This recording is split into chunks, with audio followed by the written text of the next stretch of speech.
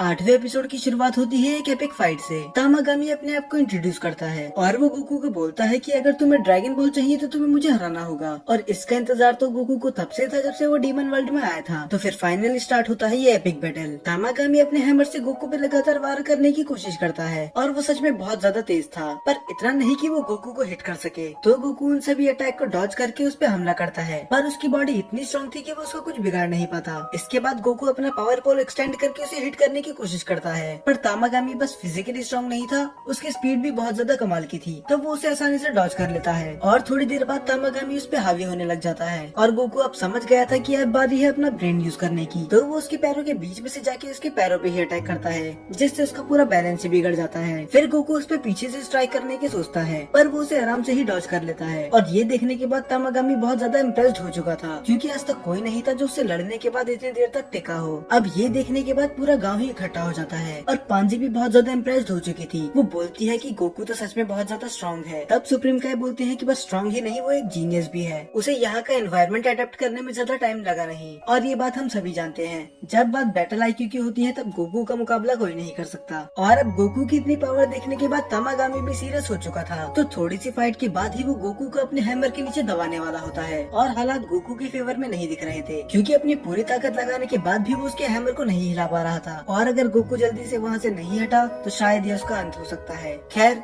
ऐसा बाकी लोगों को लगता है, हमें नहीं। फिर इसके बाद वही होता है जिसकी हम सभी को उम्मीद थी। वो फाइनली बन जाता है सुपर सैयन। और ये सीन सच में बहुत ज्यादा एपिक था। तामागामी अपने हैमर से उस पर फिर से अटैक करने की कोशिश करता है, पर इस बार गोकू उसे एक शॉट में ही बीच में से तोड़ देता है। और इसके बाद गोकू एयर पे बस एक ही जगह पर था। पांजी को समझ में नहीं आता कि ये अटैक क्यों नहीं कर रहा, पर तभी गोकू तामागामी से बोलता है कि चलो अब सीरियसली फाइट करते हैं। इसका मतलब अभी तक जो भी हमने देखा वो बस एक वार्म अप ही था और तामागामी भी अपनी पूरी पावर नहीं लगा रहा था। पर अब इससे फर्क नहीं पड़ता कि वो अपनी कितनी भी पावर क्यों ना लगा ले, क्योंकि अब गोकू सुपर सैयन बन चुका था, तो उसको हराना अब नियरली इम्पॉसिबल है। पर फिर भी वो ऐसे हार नहीं मान सकता था, तो वो अपनी पूरी एनर्जी इकट्ठा करके गोकू पे अटैक करने की सोचता है। तो गोकू भी पीछे हटने वाला कहाँ था, और वो सीरीज में पहली बार यूज करता है कामेहामेहा का। दोनों के अटैक आपस में टकराते हैं, पर गोकू का अटैक तामागामी के अटैक को चीरते हुए निकल जाता है। और पांजी ग्लोरियो के साथ साथ पूरा गाँव ही हैरान था कि आखिर ये बच्चा है कौन और ये आया कहाँ से है। पर तामागामी की भी तारीफ करनी होगी, क्योंकि ना वो गोकू के अटैक को बस अपने दोनों हाथों से रोकता है,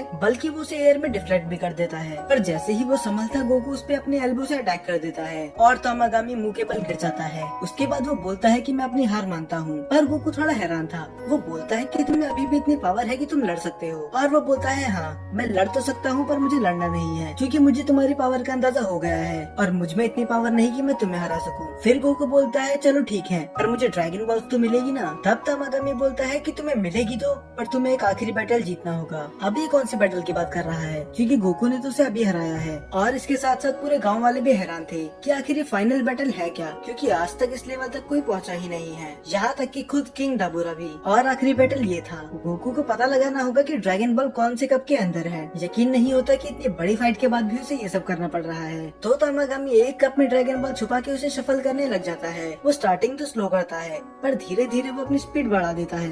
बाकी लोग तो छोड़ो, खुद सुप्रीम का भी उसकी मूवमेंट नहीं देख पाए थे। और पांजी को ये बात बिल्कुल पसंद नहीं आ रही थी। वो बोलती है कि इतनी स्पीड में तो कोई पता लगा ही नहीं सकता, ये सरासर चीटिंग है। अब वो फाइनली कप को शफल करना बंद कर देता है और वो गोकू से पूछता है कि ड्रैगन बॉल कहाँ है। और गोकू मुंडी हिला के बोलता है कि वो वहाँ पर है। तामागामी कंफ्यूज था। वो बोलता है कि तुम्हें ठीक से बताना होगा कि वो कौन से कप में है। तब गोकू बोलता है कि वो किसी कप में नहीं है, वो उस आदमी के सर के ऊपर है। और हमें फिर दिखाया जाता है कि सच में ड्रैगन बॉल वहाँ पर होती है। और ये देख के सब हैरान थे कि आखिर ये हुआ कब। तब गोकू रिवील करता है कि तामागामी ने शफलिंग के समय उस ड्रैगन बॉल को हवा में उड़ा दिया था और गोकू के अलावा ये चीज कोई नोटिस कर ही नहीं पाया। अब तामागामी स्माइल करता है और गोकू को आराम से वो ड्रैगन बॉल दे देता है और वो उसकी तारीफ भी करता है कि तुम बहुत ज्यादा अच्छे फाइटर हो और ईमानदार भी, और मुझे उम्मीद है कि तुम बाकी दोनों को भी हरा दोगे। और अब पूरा गाँव ही खुश था, क्योंकि गोकू ने वो करके दिखा दिया जो डीमन वर्ल्ड की हिस्ट्री में आज तक किसी ने नहीं किया। और तभी आता है ग्लोरियो के पास एक कॉल। ये किसी और का नहीं, अरेंज का ही था। ग्लोरियो से बताता है कि गोकू ने तामागामी को हरा दिया। ये सुन के वो हैरान तो नहीं होती, पर उसे उम्मीद नहीं थी कि सब कुछ इतना स्मूथली काम करेगा। फिर कॉल कट करने के बाद वो बोलती है कि अब बारी है मेरे असली प्लान पे काम करने की। तो आखिर इसका असली प्लान है क्या? फिर हमें दिखाया जाता है कि गोकू और बाकी लोग वहाँ से निकल जाते हैं और तामागामी कामेहामेहा की प्रैक्टिस कर रहा था। ये सीन सच में बहुत ज्यादा फनी था। फिर पांजी बोलती है कि मुझे अभी भी यकीन नहीं हो रहा कि तुम इतने ज्यादा स्ट्रॉन्ग हो कैसे, और गोकू तो आराम से खाने में लगा हुआ था। तब पांजी फिर से बोलती है कि आखिर इसकी बॉडी वर्क कर भी कैसे रही है, क्योंकि जिस तरीके से ये लोग लड़ रहे थे इसे तो खड़ा भी नहीं होना चाहिए था। तब सुप्रीम काय पूछते हैं कि हम किधर जा रहे हैं। तब ग्लोरी बताता है कि अब हमें वापसामा के पास जाना होगा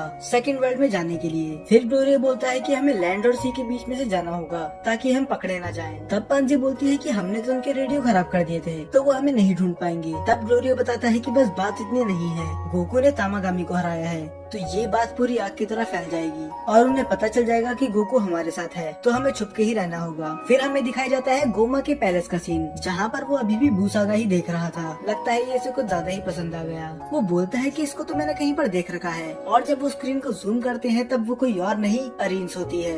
गोमा के तो होश ही उड़ गए थे कि आखिर ये कर क्या रही है। फिर हमें दिखाया जाता है कि जब वो के हजारों टुकड़े हो चुके थे तब एक फ्रेगमेंट उसने भी ले लिया था। गोमा बोलता है कि आखिर यहाँ पर पहुँची कैसे और उसे माजिन बू के बारे में बताया किसने। तब गोमा बोलता है कि जरूर डाबोरा ने इसे इसके बारे में बताया होगा, पर फिर भी आखिर ये माजिन बू के फ्रेगमेंट का करना क्या चाहती है। फिर हमें दिखाया जाता है अरीन्स का, जो बोलती है कि अब समय आ चुका है, और वो जाती है एक अजीब सी लैब में जो बहुत ही डार्क और मिस्टीरियस थी, जहाँ पर एक बूढ़ी औरत कुछ न कुछ तो बना ही रही होती है। दरअसल ये फिर से एक माजिन बू को क्रिएट करने वाले हैं। फिर अरीन्स उससे बोलती है कि इस बार कुछ अच्छा काम करना, क्योंकि पिछली बार जो तुमने माजिन बनाया था उसे तो मैंने ही हरा दिया था। फिर वो ओल्ड लेडी बोलती है कि इस बार हमारे पास माजिन बू का फ्रेगमेंट है तो कोई दिक्कत नहीं होनी चाहिए। फिर अरीन्स बोलती है कि कोई दिक्कत नहीं होनी चाहिए का क्या मतलब है, पिछली बार भी तो माजिन बू को तुमने ही बनाया था ना। उस औरत की आंखें फटी की फटी रह जाती है और वो थोड़ी घबराई आवाज में बोलती है कि आखिर तुम कहना क्या चाहती हो, उसको महान जादूगर बीबीडी ने बनाया था, मैंने नहीं। फिर अरीन्स हंसते हुए बोलती है कि मुझे सच पता है कि बाबीडी तुम्हारे पास आया था माजिन बू को बनवाने के लिए, क्योंकि इतनी काबिलियत बीबीडी के पास भी नहीं थी कि वो माजिन बू को बना सके। फिर अरीन्स बोलती है कि माजिन बू ही वही था जिसने पूरे डीमन वर्ल्ड में कैओस फैलाया था, और बस इतना ही नहीं, उसके वजह से मेरी रेस के लोगों को ये वर्ल्ड छोड़ के जाना पड़ा और आधे से ज्यादा लोगों को तो उसने मार ही दिया था। पर फिर भी तुम चिंता मत करो,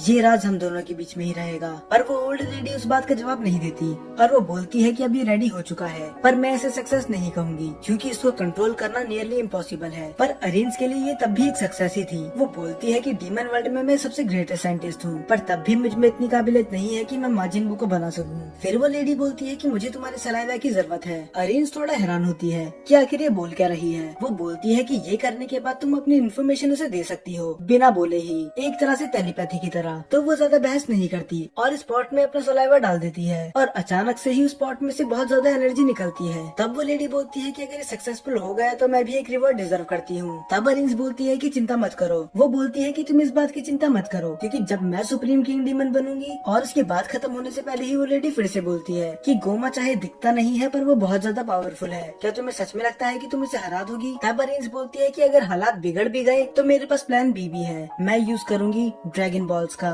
ये सुन के तो मानो उस लेडी के पैरों से जमीन ही निकल गई थी। वो उसे समझाती है कि तुम क्या बातें कर रही हो, तुम्हें पता है ना कि ये इम्पॉसिबल है। तब अरीन्स हंसते हुए बोलती है कि होगा, पर मेरे पास कुछ प्यादे हैं जो ये काम मेरे लिए करेंगे, और उनने एक ड्रैगन बॉल तो हासिल कर ही ली है। इसके बाद हमें दिखाया जाता है हाइबीस को, जिसे कॉल करके किंग इन्फॉर्म कर देते हैं कि गोकू ने तामागामी को हरा दिया, तो अब उसे उनका पीछा करने की कोई जरूरत नहीं है। तो वो आज किसी होटल में रुक सकता है ताकि वो वापसामा के पास जा सके, क्योंकि वो लोग भी वहीं जा रहे हैं। और ये बात सुनने के बाद वेजिटा के कान खड़े हो जाते हैं। वो बोलता है कि डीमन वर्ल्ड में भी ड्रैगन बॉल है, और जवाब देने के बजाय वो उल्टा सवाल पूछता है। वो बोलता है कि डीमन वर्ल्ड में भी से भी तुम्हारा मतलब क्या है, क्या अर्थ के पास भी ड्रैगन बॉल्स हैं? तब वेजिटा अपनी एरोगेंट आवाज में बोलता है कि मुझे उसके बारे में और बताओ, और हाइबिस उसे थोड़ी देर देखने के बाद इग्नोर कर देता है। वेजिटा को समझ में नहीं आ रहा था कि ये कुछ बोल क्यों नहीं रहा। वो उससे पूछता है कि तुम मुझे बता क्यों नहीं रहे। तब हाइबिस उसके जले पे नमक छिड़क देता है। वो बोलता है कि तुम कोई किंग विंग नहीं हो, तब भी तुम मुझसे इतने एटीट्यूड से बात कर रहे हो, तो इसीलिए मैंने तुम्हें इग्नोर किया। अब ये सुनने के बाद वेजिटा शर्म से लाल हो जाता है। वो उससे फिर से पूछता है कि प्लीज मुझे उसके बारे में और बताओ, और ये सुनने के बाद तो बुल्मा की हंसी रुकी नहीं रही थी। और इसी के साथ ये एपिसोड यहाँ पर खत्म हो जाता है।